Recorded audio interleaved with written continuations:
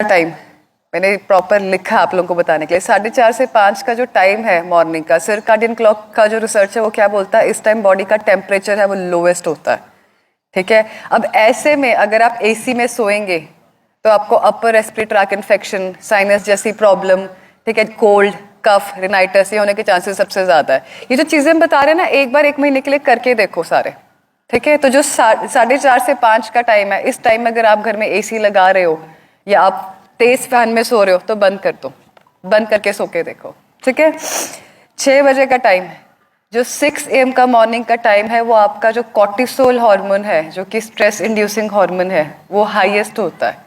ऐसे में अगर आप बॉडी को रिलैक्स करने वाला कुछ भी एक्टिविटी करते हैं, जैसे कि मेडिटेशन हो गया, योगा हो गया, वो बॉडी को सबसे ज्यादा फायदा देती है।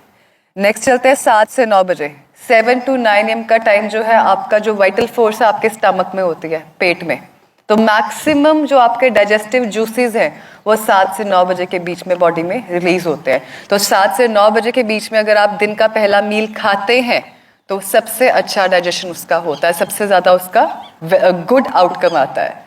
7 बजे जो है आपका बीपी भी फ्लक्चुएट करता है। अच्छा, कोई जिसने कभी भी हार्ट इंस्टीट्यूट में काम किया हो उसको पता होगा, जो 7 बजे का टाइम है, अक्सर स्ट्रोक आना है किसी पेशेंट को, या जिस पेशेंट की टेंडेंसी है हार्ट की बीमारी है, उनको 7 बजे के टाइम के आसपास टेंडेंसी रहती है फ्लक्चुएशंस की।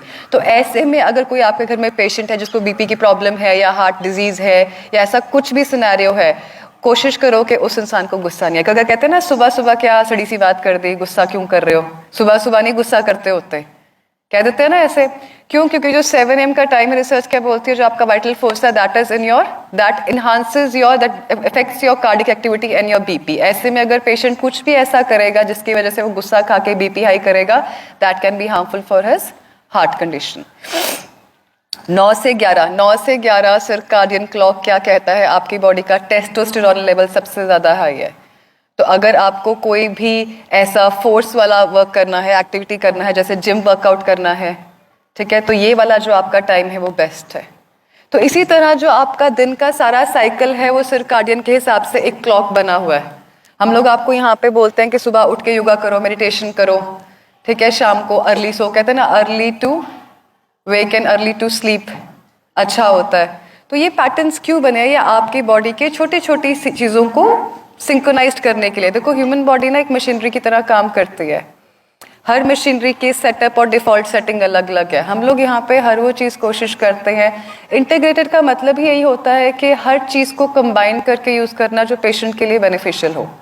ठीक है, ऐसा नहीं है कि हम लोग पेशेंट्स को एकदम से बोल देते हैं कि आपका डायलिसिस स्टॉप कर दो, डायलिसिस बंद हो जाए। Dialysis is supportive treatment. जिस पेशेंट का ऑलरेडी डायलिसिस चल रहा है, हफ्ते में 3 बार चल रहा है या हफ्ते में 2 बार चल रहा है, उसको बड़ा क्लियर कट ये चीज अंडरस्टैंड करनी होगी कि आपकी विद टाइम फ्रीक्वेंसी कम होगी।